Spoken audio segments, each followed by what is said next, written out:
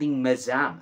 Now, in an online press conference, nagwala si VP Duterte, muddying up the Marcos Araneta Romualdez name, alleging corrupt practices from profiting off of the POGOs, mga illegal na gawain, illegal na activities sa POGOs, to taking a cut of the Department of Education's budget, which is, by the way, the largest constitutionally mandated siya, of course. Lahat yun, isiniwalat ni VP Duterte sa online press conference na yun.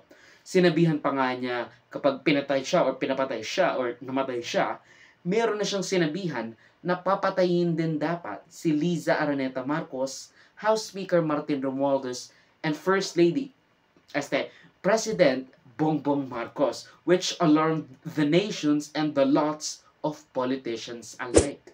May kinausap na ako na tao. Sinabi ko sa kanya, kapag pinatay ako, patayin mo si BBM, si Liza Araneta, at si Martin Romualdez. No joke. No joke. Nagbilin na ako, ma'am. Pag namatay ako, sabi ko, huwag ka tumigil hanggang hindi mo mapatay sila. And then he said yes.